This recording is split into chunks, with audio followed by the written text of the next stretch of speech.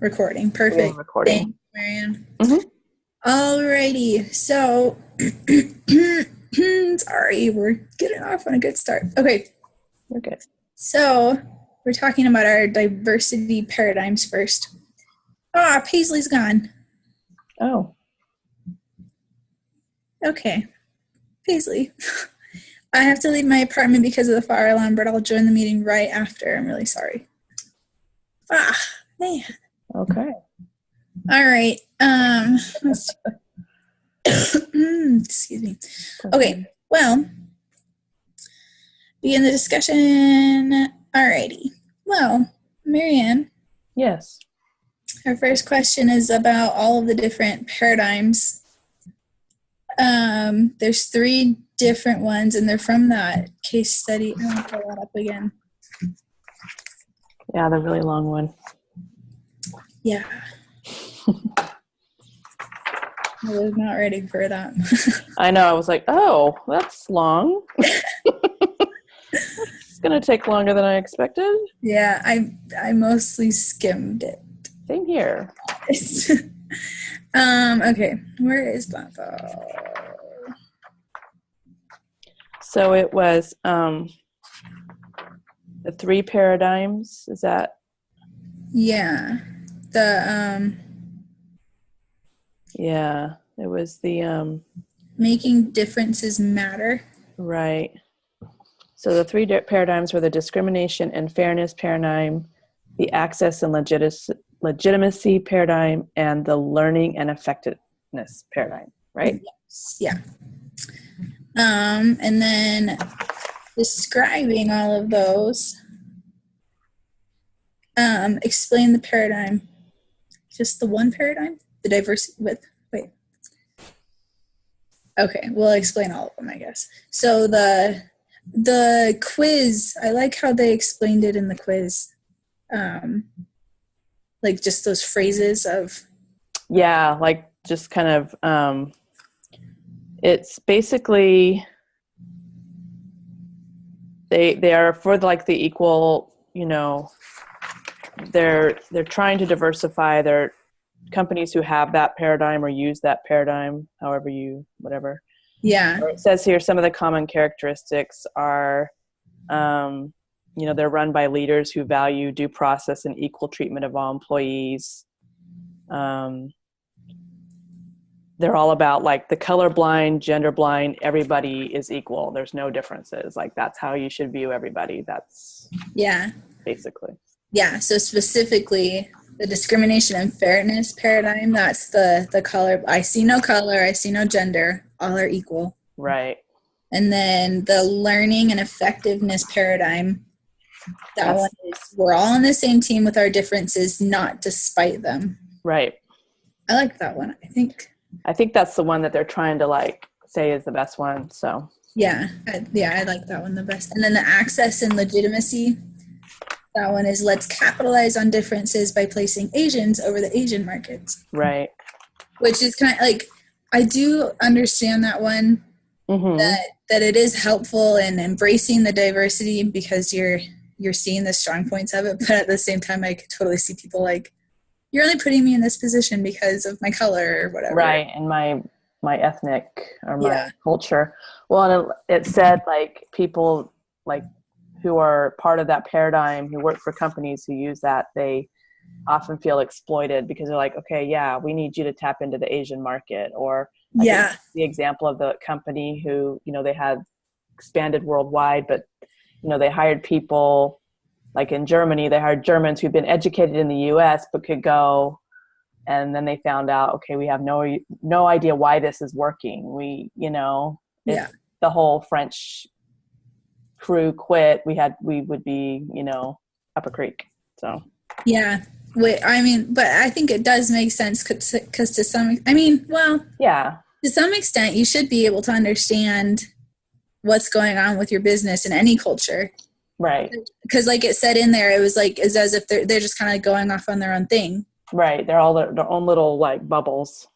And if you're not fully understanding what's going on, they could be changing the whole business and they could be doing stuff that you're not okay with, or that the company is not, that's not what their foundation is or whatever. Right. Like, it sounds like they were just like, okay, like they didn't even follow up to see what was making it work, if they were even doing, it would have been nice to have a little more information on that process. For sure.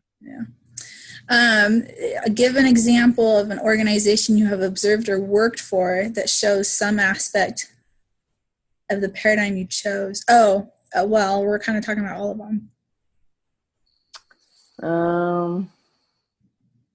Yeah, because I said to go one at a time, but since it's just you and me, we're just talking about all of them. Yeah. An example of that, of the of access and legitimacy. I worked as a receptionist to a car dealership. Mm-hmm.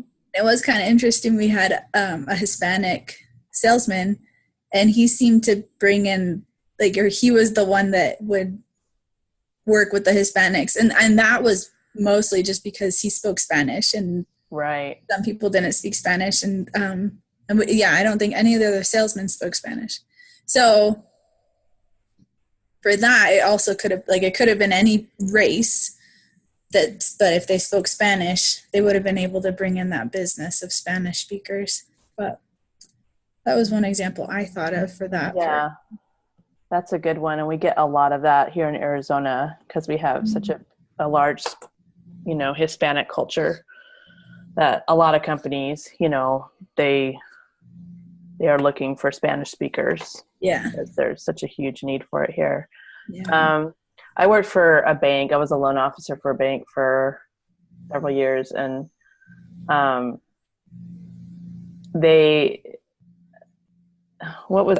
can't remember which one it pertains to, but they were always okay, we've got to have the numbers, we've got to look good, we've got to have a certain amount of diverse, like this rate, a certain amount of Black people, a certain amount of Hispanic people, a certain amount of, so we look good. But they didn't really, kind of like that third and newest paradigm that seems to be the best option according to this paper anyway.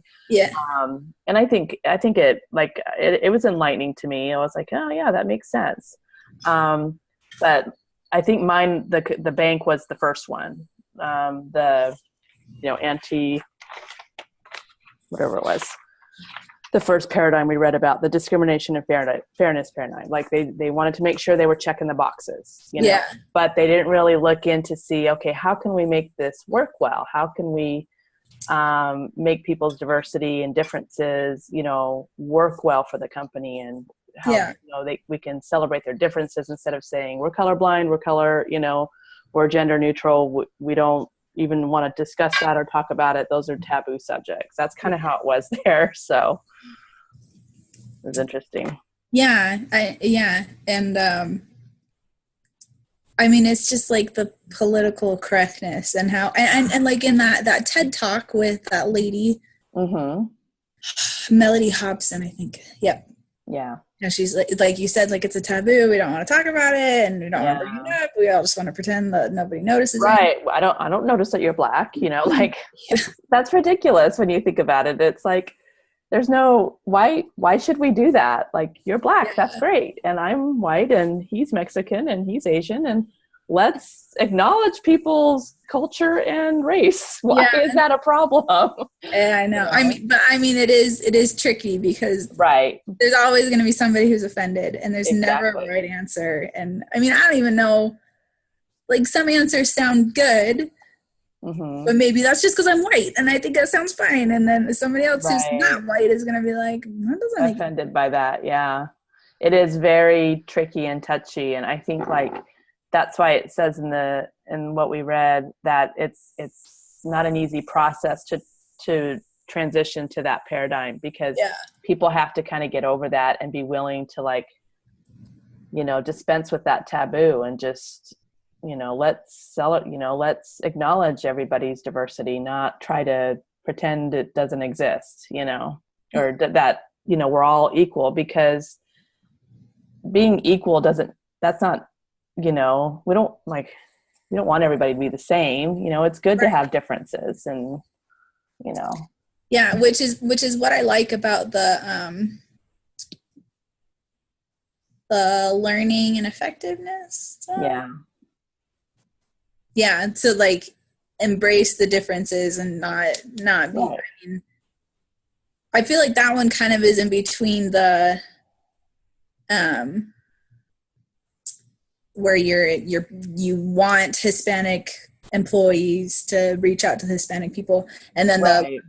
where they don't talk about it. So I don't know, just like a conservative, let's have everybody here and let's talk to everybody. And I mean that one kind of makes more sense of like Elder Ballard's talk of the ward councils and why we need the Relief Society president there, because she's and understands stuff differently than the Elders Quorum president. And I like that how it's where we are diversified and it's not, I mean, it's what we need. It's how we're going to function. Well, and that can bring value to the company, like people's different experiences because of their race and culture can add, good experience and good perspective. Mm-hmm. It was like that one story about the lady, like that her boss was like, I want to demote her because I know her from church. I don't know if you read that. It's towards the end.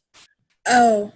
And he's like, she's a real leader at church, and not our church. I don't know. It was just some church.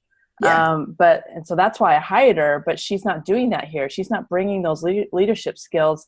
And then, so when they sat her down and talked to her, she's like, I've been at this company for 15 years. I know how it works. And if I employed those skills that I use, I would be out. It would be the end of my career. I know it would. So she didn't feel comfortable, like, because of those taboos. Yeah. And so that was interesting, I thought. Yeah. They realized if they worked with her and said, you know what, we're going to support you, and this is why we hired you. We want you to feel comfortable doing it. And we know, like, there may be some rocky, times, but we're going to power through it and support you because we want you to feel comfortable doing that. That's why we hired you. And so don't be afraid. And so that was interesting. That is, well, and comparing that to like the one with I think an Asian lady who was she was the chemist, and they're doing soup recipes, and she's like, well, the science isn't working, so I'm just going to bring in my culture and what we do in like at home, and how she didn't want to tell people that because she was so scared. Yeah, like it was, I don't want to tell people that I'm a wife and I'm Asian and I know how to make soup. And I'm good at it because does that make me, is it something about being a woman or, women are. That was so sad. It wasn't, crazy. But I guess it happens all the time when you think about it. Yeah. Like, and people just tiptoe around, oh, I can't, if someone's from, a certain culture, it's taboo to talk about it. They can't bring that as a strength into the situation. Yeah. Okay. Well, and that ties in. So the next question is Melody Hobson says color blindness is dangerous. Do you agree? Is she making a point similar to one made by the authors of Making Differences Matter? And I think you just answered that, where it's nobody wants to talk about it, and it's making it so that it is a taboo, and you don't want to focus on the strengths that come from those cultures. Right. Because there are strengths and or their background of religion or whatever, because that is what helps people gain those skills that they have. And that's not always something that comes from an education.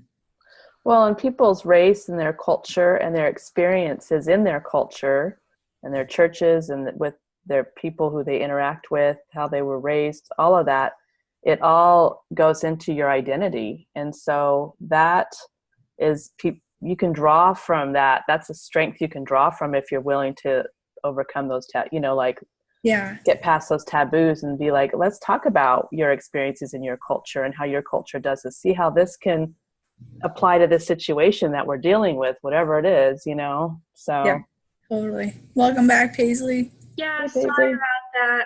It's okay. No, fine. It was just super annoying, and then they made me leave. So I was like, well, I'm doing something important. And they're like, doesn't matter. And I was like, there's not even a fire, so I don't understand why. There isn't a fire, though, so everybody's safe.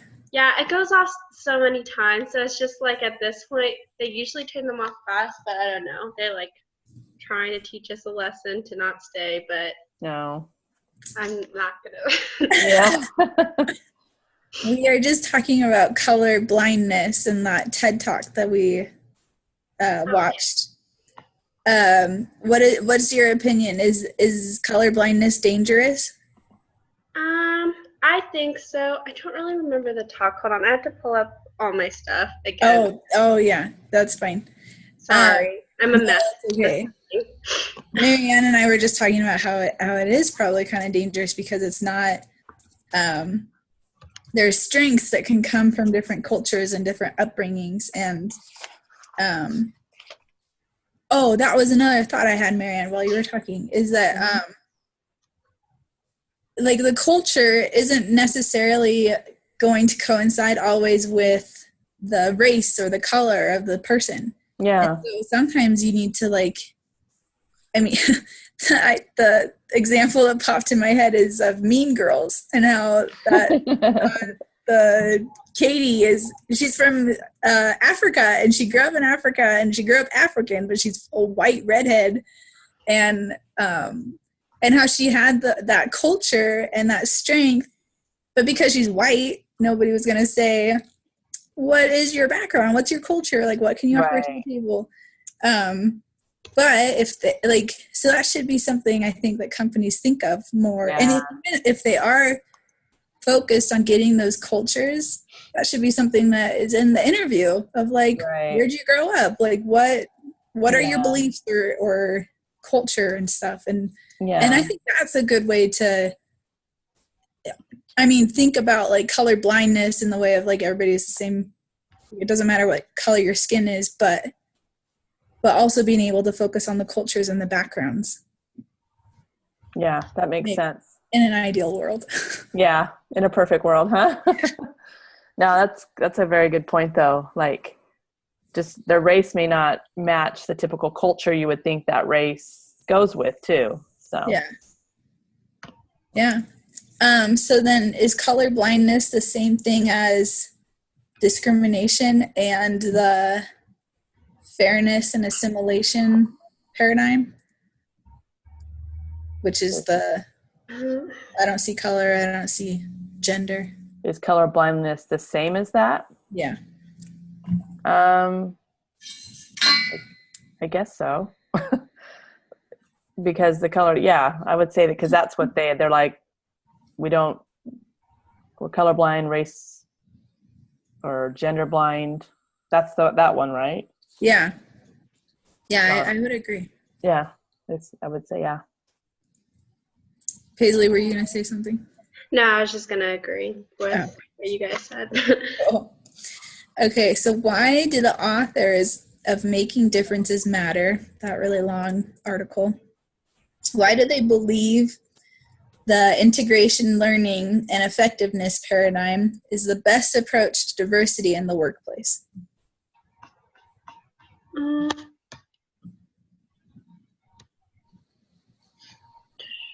That's the one where it's we're all on the same team with our differences, not despite them.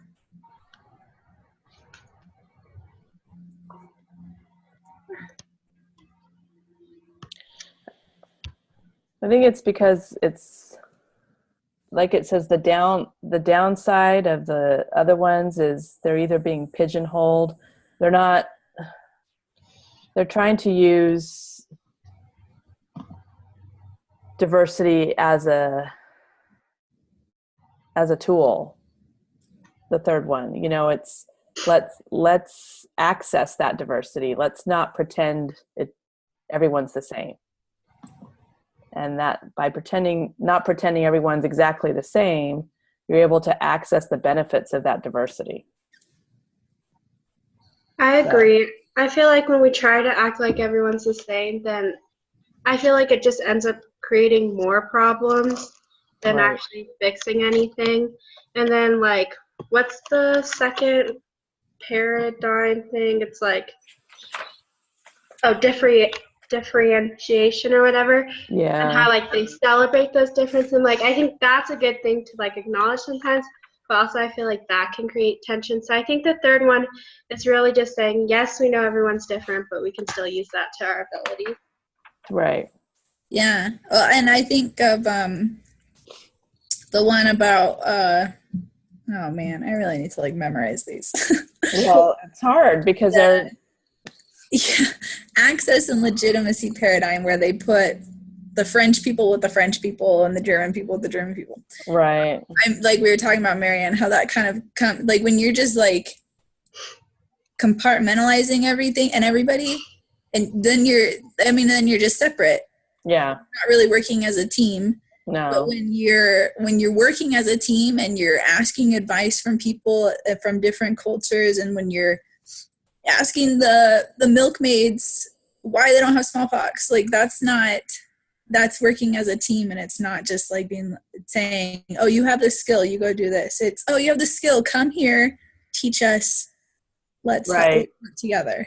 Let's draw from your experience and make it work in the big picture instead of pigeonholing them. Okay, well, you're German and we're educated in the US, so we're going to put you in the German market because you're German, and we'll just go stick you there and do your thing, or French or whatever it is, so yeah.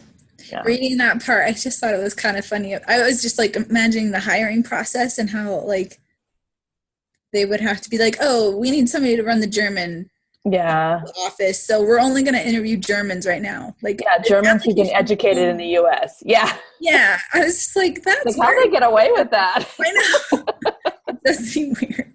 It's kind of crazy, but okay, so we all agree that the learning and effectiveness paradigm is that one makes the most sense.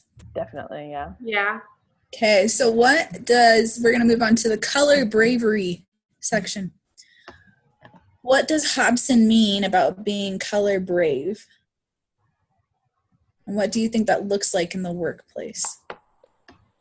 I think right along with this article, not trying to ignore it, not trying to say we're all exactly the same, like recognize it and celebrate it and appreciate it. Appreciate it. I think that's good. And not be afraid. Like, it's like you said, like, we have to get past those taboos of you're not allowed to talk about that. I think, like Paisley said, that does more harm than any good it ever does, because I think it, like in those examples, tensions always seem to eventually arise, because people get offended so easily, and they've been preset with that. I don't know what the word I'm looking for. Like, that mindset encourages people to get offended really easily and triggered, and so you could see that. Anyway.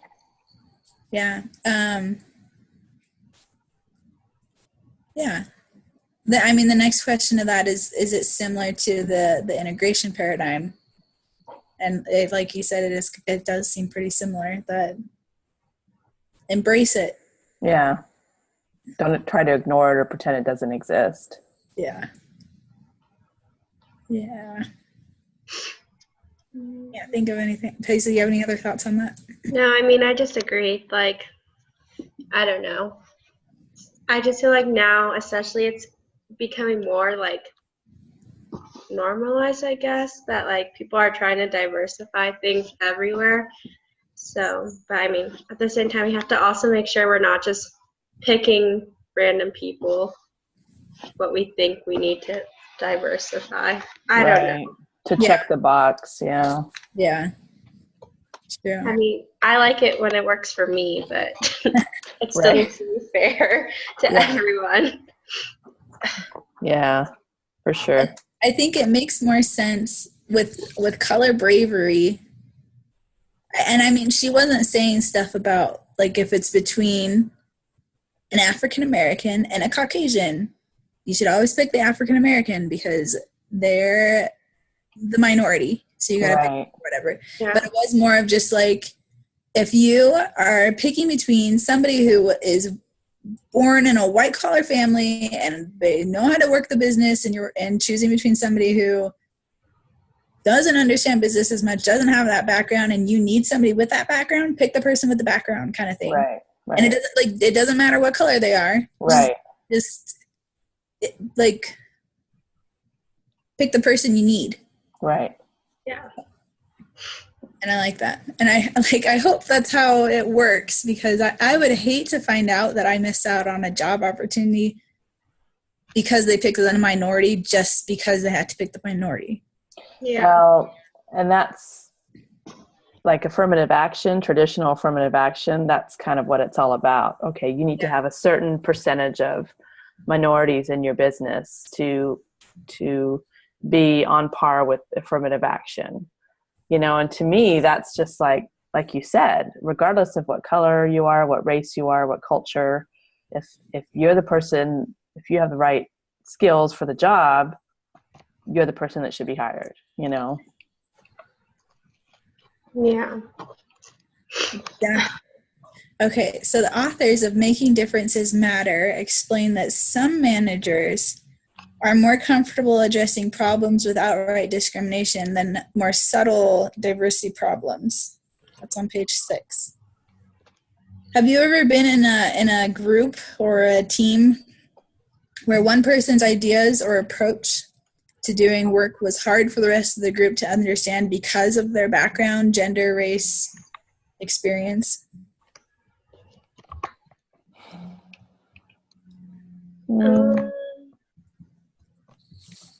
Trying to think of a specific example. I think I have one. So I did IBC on campus, which is like the 362 last winter semester. And so there was only 4 girls in the group. And so we're put into teams like of 17. So the rest were like boys. And so like, I mean, I know that they like respected women or whatever, but when it came to like discussing ideas and stuff, they often like dismiss what they're saying, or like they would only listen to like another guy's opinion. Like if the girl said it, then they would ignore it. So I mean, that was hard for us because like a girl would say something and then they wouldn't really listen until like a guy said it, and then they go, oh, that's such a good idea, and we'd be like, well, we're just wasting time because you're not listening to us. Yeah. I mean, that was one thing. Like, I know they didn't mean it, but it was just like the environment, I guess. Right. That's good. Yeah. Good example. That's kind of the only thing I can think of. I feel like gender is one of those things. Mm-hmm. It's easy to be like, oh, the girl doesn't know. Well, I mean, it can happen the other way too. If you're if you're talking about kids and then the dad pops in and is like, oh, try this thing. And you're like, no, you can't do that. Yeah. But then if the mom says it, then it's fine. Right. Same idea. Yeah. Well, unlike the talk by Elder Ballard, I've been in like Relief Society presidencies and stuff. And there was one where it was hard because I don't know if this really qualifies for that, but her idea of how a council, like a Relief Society presidency, should work differed from our, like us counselors and the secretary.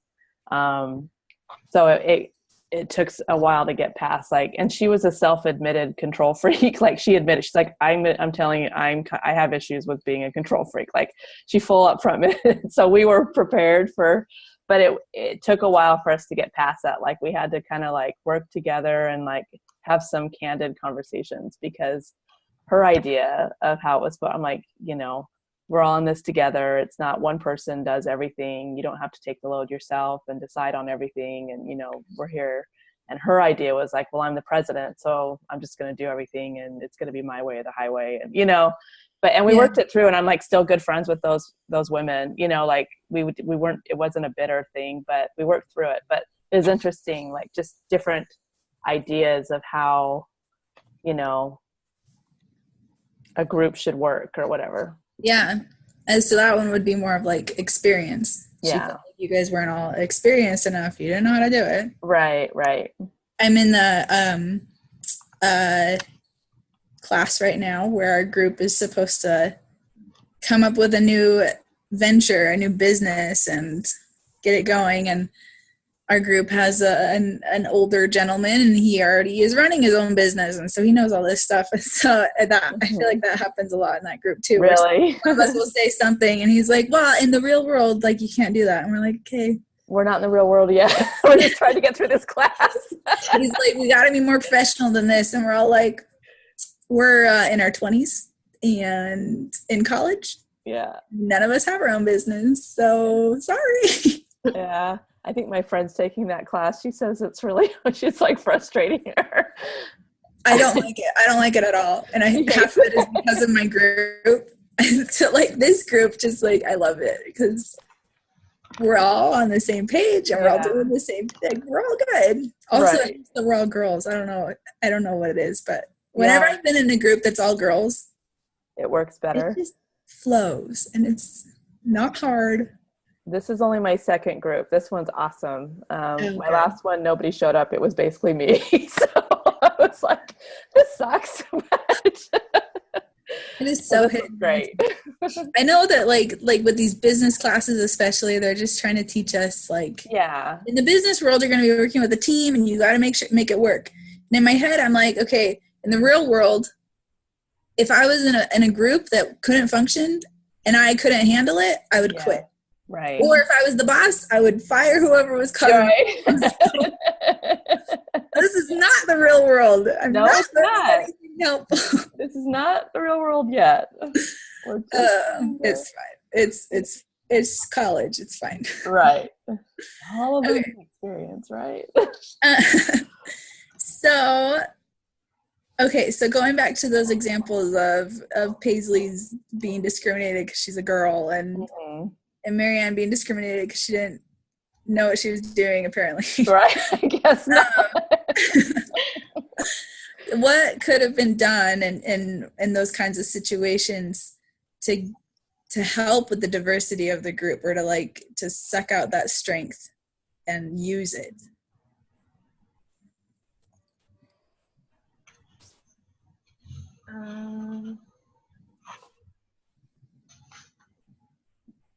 What do you think? I'll let you go first, Paisley.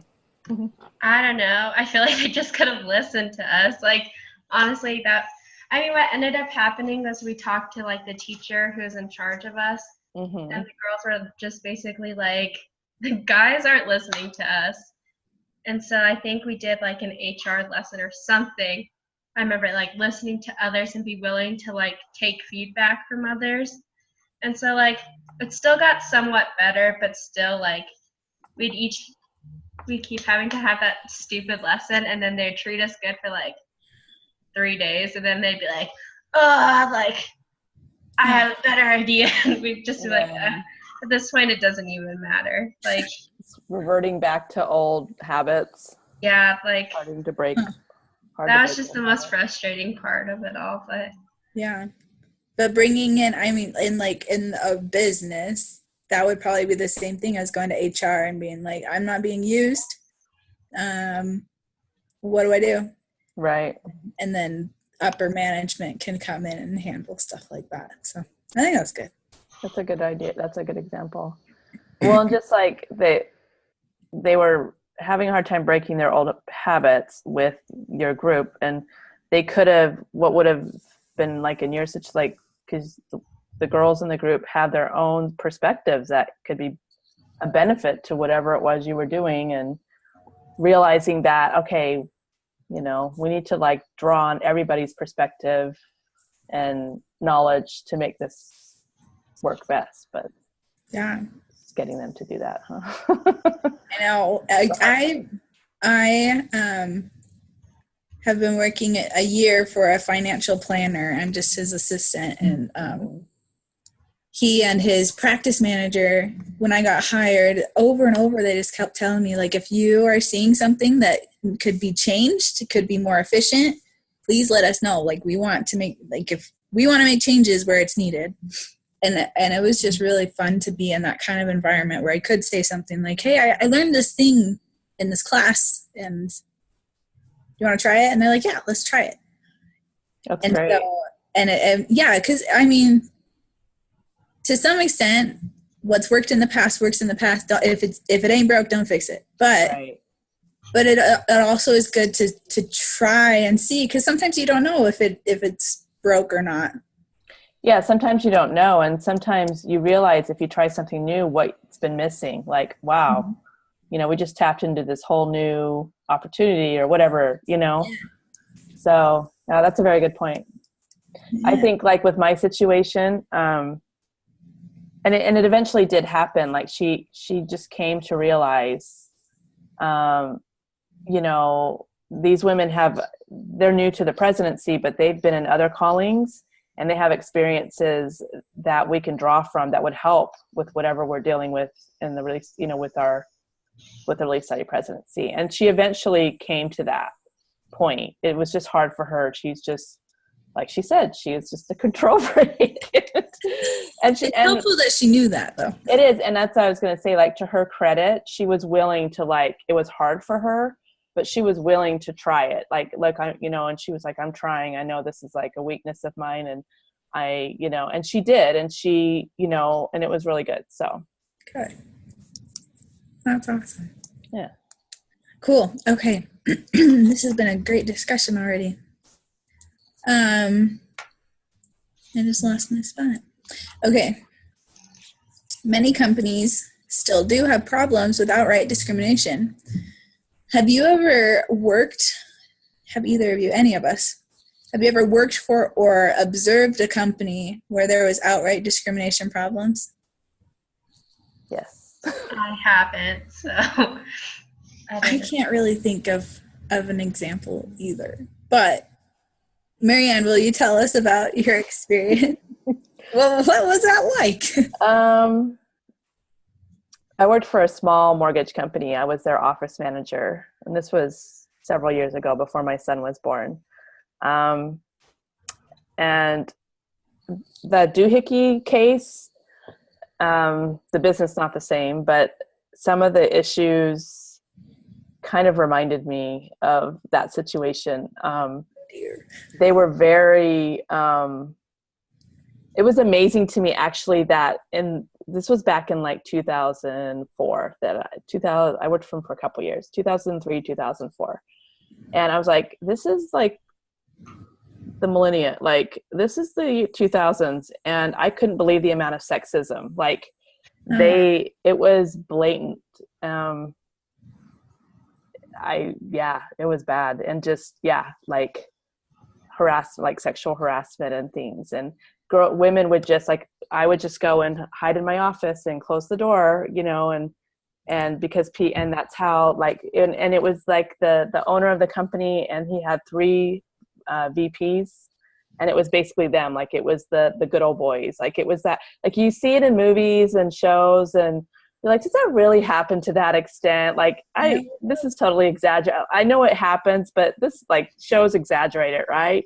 Well, not in this situation. I was just, it was pretty, and the company, you know, they sort of imploded because of those issues. They ended up going out of business, and it was, good riddance. It was, I mean, they sort of were a detriment to themselves. They kind of destroyed themselves just because of they had a lot of issues with HR issues. And so, it was pretty drastic. I was kind of amazed. Still am amazed.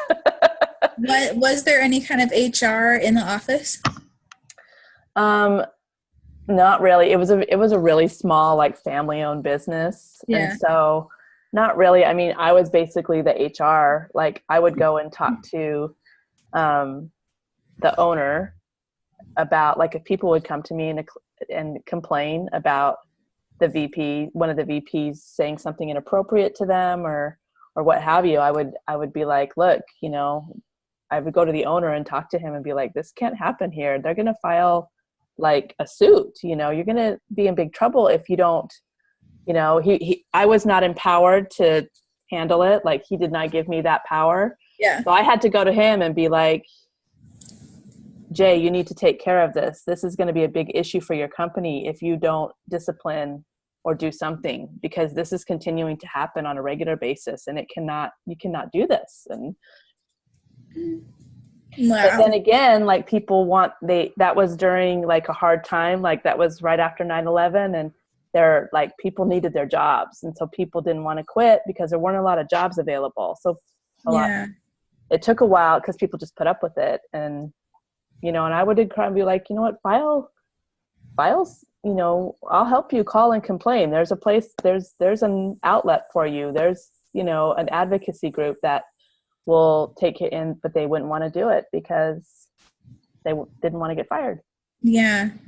Oh, that's horrible. Yeah, it was pretty bad. That's an extreme example. And that's I've never had anything like that before or since. So.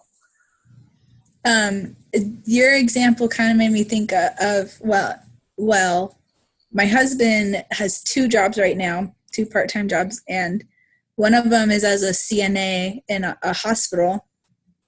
And he tells me so many stories. I've met a few of his coworkers, but he told me stories first. And so I just already have I don't like any of them. They're all very just crude. And we live in Utah, so you think there'd be a lot of members and active members, but he is pretty sure he's the only active member really in his team, in his nursing team. One of the I think one of the doctors or one of the upper managers or something is also an active member, but that's it. And so, and half of them are inactive members. They all know about the church and whatever. Right. But as soon as it's made known that he's active, he's not going to drink the coffee, he's not going to make all these crude jokes, and he's not going to talk about it with them or whatever. And then it comes up of like, oh, you're a little goody two-shoes and all this stuff. And then they know that he is an innocent man, and so they just make these stupid jokes, and he comes home and tells me about them, and I'm just like, you are my sweet husband, and I want to go beat them up for you. Yeah. But that's not going to work out. But then it also made me think of his other job is for a radioactive pharmacy, which is they prepare the injections that are given to people for like bone scans, or where they put the radioactive dye in you and then they take x-rays and stuff.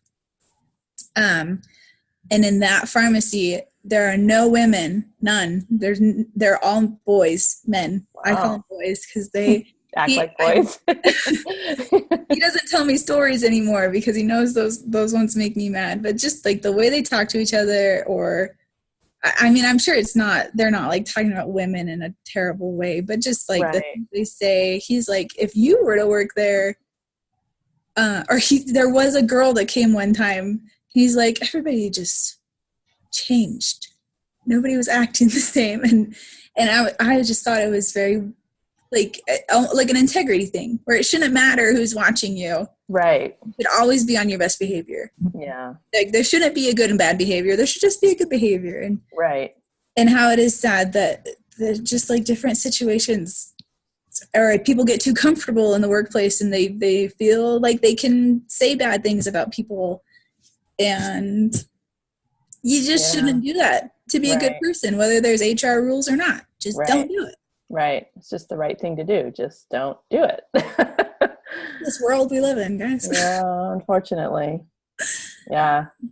It's crazy to me, even like that, like your husband with that other job where he's there, they know he's the active Mormon and he doesn't drink coffee or do this or that. And so they're kind of like are harassing him, like trying to get him to break or something. And that's not cool. That's not cool at all. That's harassment, And of course, he's not thinking of it as harassment. Right. And the only reason I'm thinking of it is because I've taken these classes and I've been in business or in companies like this, and so that's my thinking of you should be a manager and you should. But then he's like, I don't want to complain. I want to make friends, and I'm just like, fine. Yeah. If I worked there, I would not be putting up with it. Yeah, for sure. Paisley, did you think of an example or anything? Not really. I mean, I'm I'm only 20, so I haven't really worked a lot of jobs. Yeah. But I mean, I used to work at Walmart, but they're pretty good about having everything. Yeah. Diversified. If anything's like that, then you pretty much get fired. They hop on it pretty quick. Yeah, I bet. So, then I was a lifeguard. So, I mean, I guess there was a little bit. There's one of the boss's like son. He would do like scheduling, and he was like gay, and so he knew that I was a member, and for some reason he just thought I was always against him, and I was like, I honestly don't care like Yeah. what you're doing, but he always thought I had it out for him, and so he would treat me kind of rudely, and I'd be like, well, I don't know why you're mad at me, because I'm just working at the pool for fun, like I don't care what you're doing, like. Right. But I don't know, I really haven't really experienced that. I mean, I have in classes, but like because like the classes I am are literally just all boys. Yeah. Girls are stupid. All boys club. It's sad, but Yeah. It's a good example, though. Yeah, and that brings in the like sexual orientation that is more and more prevalent in the world of that kind of discrimination. That's probably higher than race right now. Definitely. Well, and it's harder for us, I think, like with your situation, Paisley, because he knew you were Mormon, so he just automatically assumed that, like, because we have beliefs, like we believe that, you know, homosexuality that's what I feel is like a lot of people assume. Right, but I'm not gonna, like, I have friends who are gay, and I have relatives who are gay, and I mean, yes, I believe what I believe, but I'm not gonna not be friends with you or love you as a family member because you're that way. I mean, it's not gonna change the way I treat you, you know? Yeah. And a lot of people make those assumptions because they know Mormons, what they believe, and that can be hard. They think they know. Exactly. Very good point. Very good point. So yeah, that could be, and in the workplace I've had that too, like, and a lady who I actually ended up becoming pretty good friends with because we worked together on a regular basis, but she was gay, and at first she was just like, oh, well, you're gonna hate me because I'm gay, and I'm like, I'm gonna hate you. Like, I only hate you if you do something bad to me. Like, I don't know. Yeah. That's how I always I don't really ever hate people, so that's why I also just thought it was weird because he was like 30 and I was just a teenager, so I was like, I don't know why you're hating on me. Like, I'm just trying to get my paycheck, so like, I'm just working. I'm just trying to get through the day. Yeah. I mean, like, in that kind of situation, he must have felt threatened by your presence. Yeah, I don't know what it was, but it was just so weird. And like, he was fine with everyone else, but it was just like, because like, also they would give me Sundays off because of like my religion or whatever, but it was just like, for some reason he just thought I was against him, and I was like, honestly, I just don't care. Like, I have tons of gay friends, so I don't know why you think I would hate against you. Like, I don't know. It's still like such a weird situation because everyone at work knew he hated me, so it's just like, whatever. Makes it awkward. Yeah, but I was the bigger person, so. Good job, Paisley. Good for you. Okay, so John Skipper, he's the ESPN president. He was asked if ESPN the question was, do we hire the minority or the person who is most qualified? And he said yes. What did he mean by that? What do you guys think? I think he meant by that was just like, if they're a minority and if they're most qualified, then yeah, he's gonna hire them. But like, overall, in the end, like, it's just if they have the skills, and it didn't really matter like where they came from or what their background is. It's like whether they were able to work well. Yeah. I think like you were talking about earlier when you were talking about that talk, Krista, that TED Talk is, it's, you know, all of the above, I guess. Because their race can bring the the experience that being the race that they are can bring benefits to the job, and their experience can as well. So, and I think what he meant by that is something that adds quality to them. Right. If they are a minority, and that minority, whether it's their gender or their background or whatever, that adds a different skill set to them, to that individual. And so if they happen to be a minority, then sure, if they're qualified, if they have that extra star on their resume, then that makes them even more qualified than the next person sometimes, and that's fine. Right. I agree. So, do you believe, do we all believe, is this the right approach for hiring for diversity? Yeah, I mean, I don't think,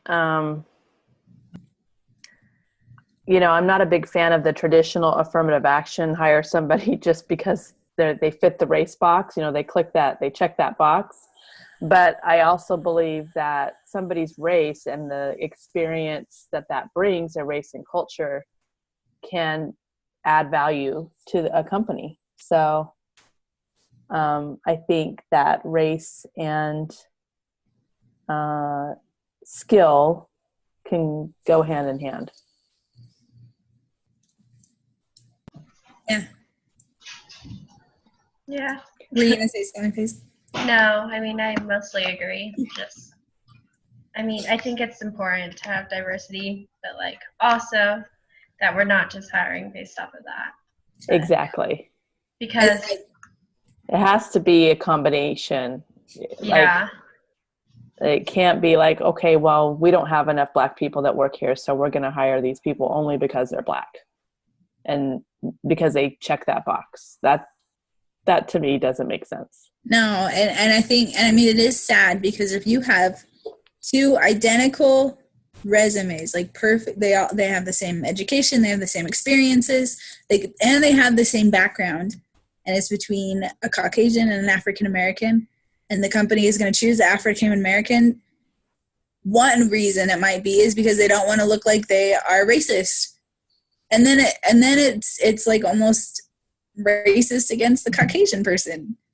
And it's just, and so I think, I mean, in that situation where they're exactly the same, it would be really hard to know which one it is supposed to hire. But when it is, if it's that one of them has a culture or a whatever, and that's their extra quality. Right. It doesn't matter what color their skin is. Right. And I think we think about that with diversity, that diversity is about the race, but diversity really can be, or I guess the race or the gender, but diversity doesn't have to be about their color. You can be a diverse group of people and all be Hispanic. Right. But Hispanics, they could all be from different countries, and that's when you're diversified. Or one of them grew up in a penthouse and the other one grew up in an apartment. Like that makes them diversified, even if they're the same race. So. Even like where you lived growing up can bring value to whatever, depending on what the company's business is, like line of business, or, you know, what they do business in. Like, well, he grew up in the South, so he would carry this certain knowledge that we need, or have that experience growing up in that demographic that would be a benefit to our business. You know, it can even go to like demographically. You know, demographic diversity, if you want. Yeah. Oh, I definitely agree. That's a good point. I like that. Okay. So we're going to move on to our counseling section.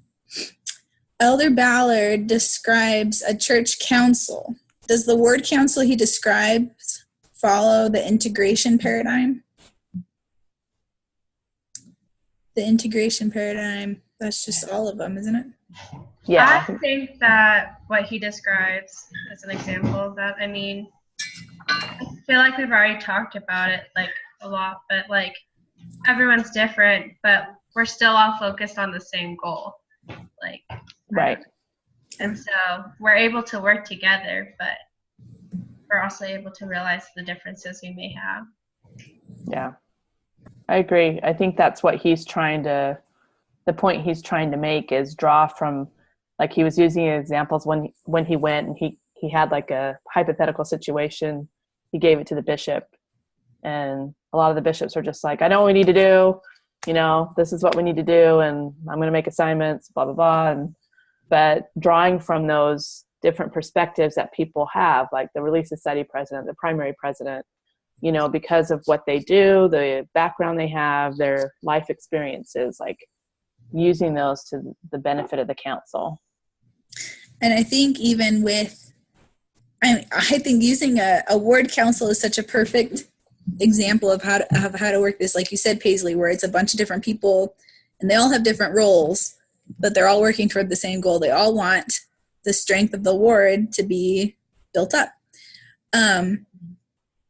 And Marianne, when you said looking at their backgrounds as well, like the Relief Society president, she is a Relief Society president, so she knows about the women in the ward and she knows about being organized and whatever.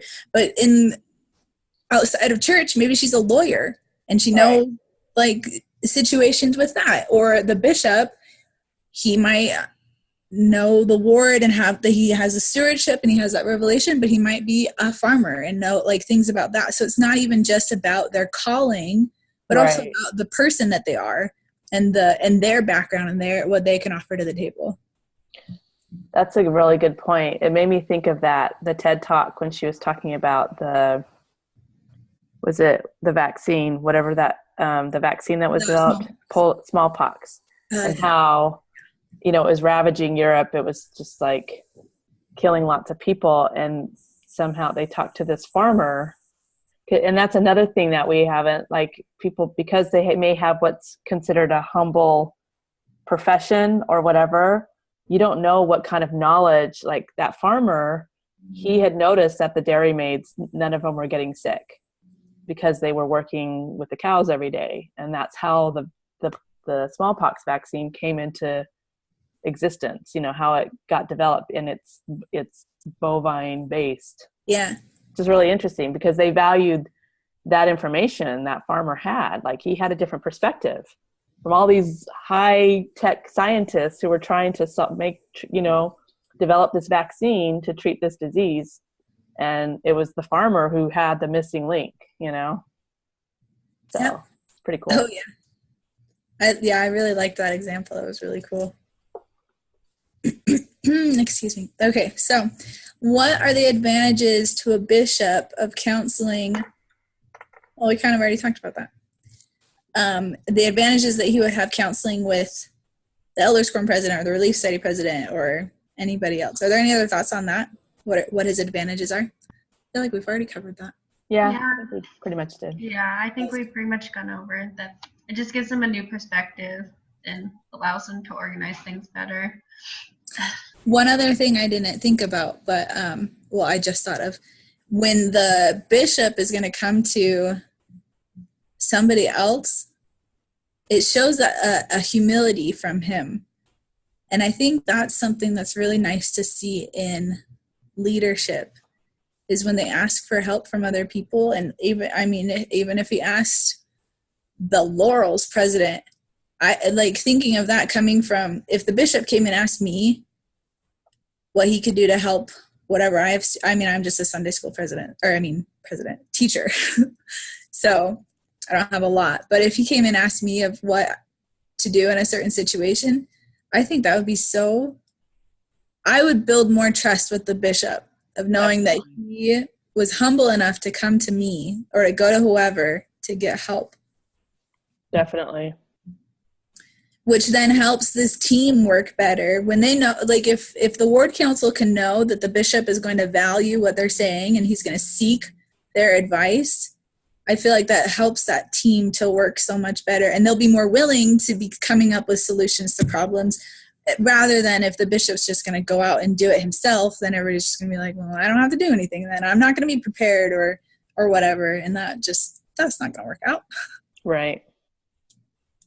I agree. Yeah, that's a really good point. And I think like that's that thing that we watched from Elder Bednar last week or the week before, That's what really makes a good leader, is he's willing to seek that input and be humble enough to be like, I value your opinion, like, I want to get everybody's input. I want to make sure that I'm getting all the information out there, to make this decision, and I need your help, and that's what really makes a good leader, someone who's willing to do that and be humble enough. Yeah, definitely.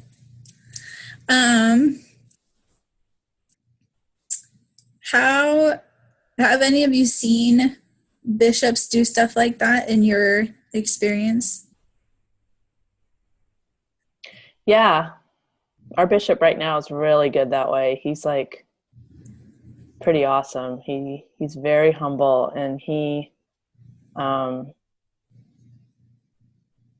don't know, he doesn't take people at face value. Like he's just really non-judging, and just, he sees the value and the perspective of all different types of sorts, all sorts of people in different circumstances in their life, even if they're less active or going through, different things. I don't know. Yeah. Being really inclusive. I like that. Yeah. And he had a sacrament meeting once, and he asked a couple people to talk who had previously had faith crises, and had gone through a period where they doubted whether they believed the church was true at a certain point, and went through, one of them, went through a period of inactivity. And, he asked this person to share his experience, because he knew a lot of people are going through that. And it was really to me, I was just like, that is amazing that he did that, because that I'm sure there's people sitting in the congregation who were just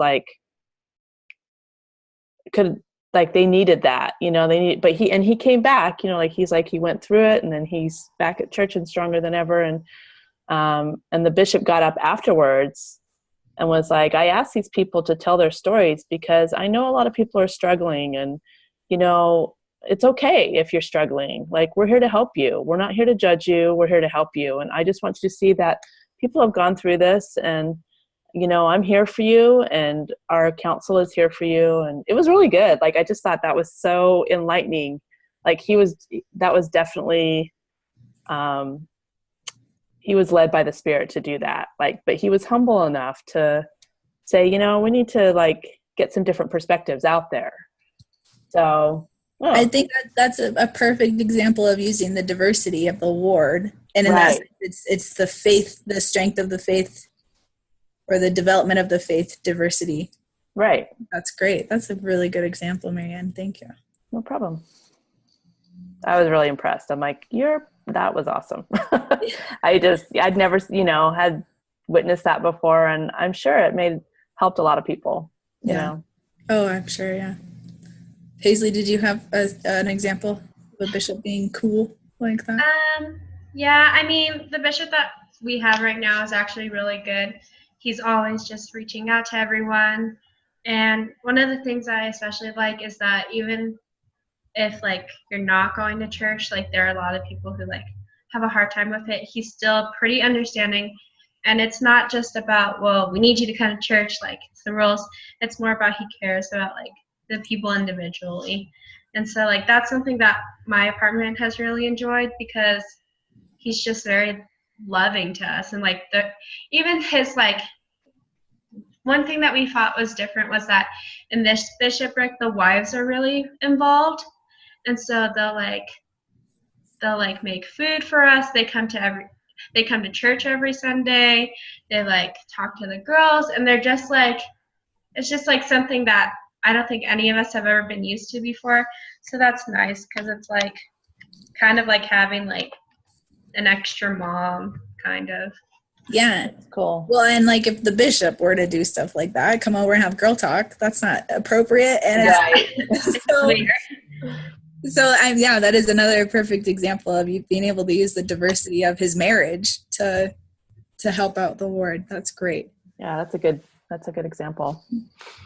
I can't really think of an example to add to that. I can't think of a specific, but so let's wrap up. the Making Differences Matter article assumes there is some value to companies in promoting a diverse workforce. Do you agree with that? Do each of you agree with that? Yep. I would say that I agree. I mean, this whole conversation we just talked about how, like, you need to have diversity in order to make things better. Like, it doesn't have to be necessarily race or anything like that, but it's still important to have people from different backgrounds, cultures, because, like, that's how you're able to understand others better and create good relationships. And not only that, of like having those available, but knowing that you have those available. Like Marianne was saying, if it's just a checklist of, yep, I have this many Black people, I have this many Asians, I have this many white people, like, that's not helpful until you know, I have this individual, and they grew up in this place, so they would understand how to deal with this. Like, until you know, you don't know your strengths until you know your strengths. If that makes any sense. It does. Yeah, I see what you're saying. That's really good. For sure. Are there any disadvantages? We haven't really talked about that. I guess some disadvantages is that if you're trying to force it, because I know there's like, we see it with like colleges, and even in the workplace we see like they meet their quota of diverse people.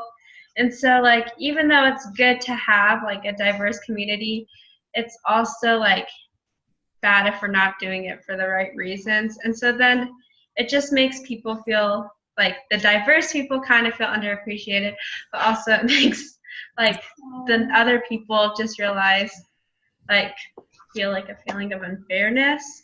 Yeah. So I don't know. Like, I mean, there's definitely like a bad side to it, but I feel like, I don't know, if you're not being super crazy about it, then it's still pretty good. Yeah. Definitely.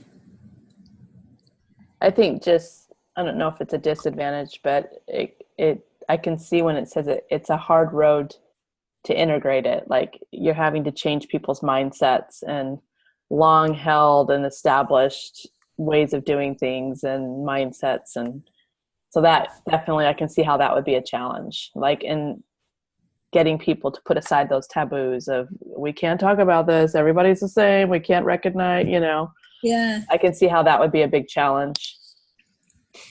Yeah, because I'm sure in some situations, if you have a manager who is flat out racist and you're trying to build your company to be diverse, that manager is either going to have to change his ways or be let go. Yep. You'd have to like change up, you might have to change up the whole dynamic of the business, which in the end probably won't be bad, but in that transition period, there's going to be a lot of things that get worked out. And that, you're right, that could be kind of that would definitely be a disadvantage. They might lose some momentum. Some people that, which is another reason to just be willing to change and do whatever needs to get done, and then you won't lose your job. And Just be open. Open to new ideas. Yeah. Okay. The last question we've also answered. It's about what approach you would take as a manager, and I think we all have agreed that we'd follow that paradigm of. Oh, let me find it. It gives it like 2 or 3 different names in that paper. That's why it's confusing. That one paradigm. Yeah. So like, the learning and effectiveness paradigm, but you're right. It is also like, they also call it the integration paradigm. Yeah. So that's why it kind of gets confusing for me too. Like, wait, what was that again? It's the one where we are great because of our differences, not despite them. Exactly. That's the only way I remember it. That's the one. So in the group leader write-up, I have to write a memo to somebody about dealing with it and choose one of the paradigms. So I am assuming that is the paradigm we all would want to go with. I think, I agree with that for sure. Very cool. Well then. I have a quick thing before. So Stephanie had put on the B370 Weekly Google Docs page she had put like our assignments for the group leader each week. Yeah. So she's on there. Oh, I fixed that earlier. Oh, did you? Yeah. Okay. When I got on there to do the that outline. Oh, okay. I was like, oh, wait a second. Okay. So here's another thing.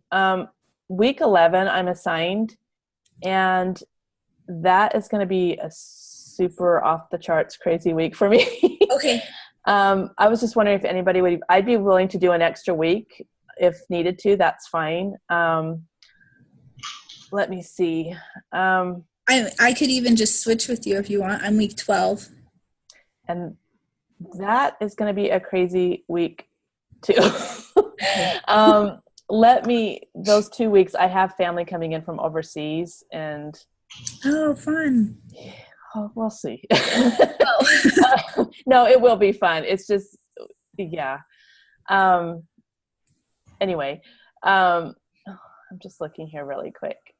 I could do week 7 and 8. Then you'd have to do 2 weeks in a row. Well, that could be fine. No, I don't want you to have to do that. I feel bad. Maybe Caitlin would be willing to. No, then she'd have to do 2 weeks in a row. I'm willing to do 2 weeks in a row. That's fine. And then I have a longer break. Let's do it. I'm gonna switch it right now. Are you sure? Yeah, because then I don't have to do it again until those 2 weeks, and that okay. sounds great to me. So I'll do 7 and 8 if that's totally fine with you. Are you sure? Yes. Okay. Thank you so much. We're gonna be traveling, and I have this other class that I'm taking. I have a extra huge assignment due on those 2 weeks. So, and we're going to be traveling. So that would be super helpful. Thank you so much. Yeah, of course. Okay. So next week is Paisley. It's me. Okay. That's what I'm trying to check. Yeah. You're on week 5 and week 9 and week 13. Okay. I'll be ready. Does that work out that all of us do it 3 times? Oh, Caitlin was only on there twice. So that's okay. Somebody had to get a freebie. Yep, that's all right. I'm okay with that. And let me know, Paisley, because I think we have to post a new link every week, because I tried going into the last one. And so let me know if you need help with that. I'll send a text. Are we not going to use, so if we're not using River, whatever it's called anymore, do we just want to send it into like an email? Yeah. Okay. And it's really easy when you go into Zoom. Just click on start a video, and then at the bottom, you can probably see it now. There's an invite thing you can click on at the bottom of your screen there in the black area, like underneath. Oh, okay. And then I just add you guys, right? Yeah, and just click on email, and then it just automatically puts a link in there. And if you're going to email it, you just email all of us. So okay, perfect. Very cool. This was a great discussion, and thank you all for your preparation and your input. Thanks for running it, and thanks for getting the doohickey all set up. That was awesome. Yeah, that was great. No worries. And cool. So we'll get together next week. Okay. Working on doohickeys and this next awesome week. And so we said Thursday is when everybody should have their problems and solutions typed up. Yeah, which now that I'm thinking about it, it might mean that like if all of us get it done on Thursday, then you might not be able to actually get to it until Thursday because you're doing the intro. I mean, you might be able to do the introduction. That's okay. I can do it all. It shouldn't be that Thursday's fine. Okay. And did you want to, I'll send out a group text so we have each other's numbers. Did you want to let Caitlin know her assignment or? Yeah, that'd be fine. Okay. Yeah. Cool. Thank you very much. Thanks for everything, you guys. You're great. Me too. Have a good weekend, you guys. Next week. Yeah. Bye. Bye.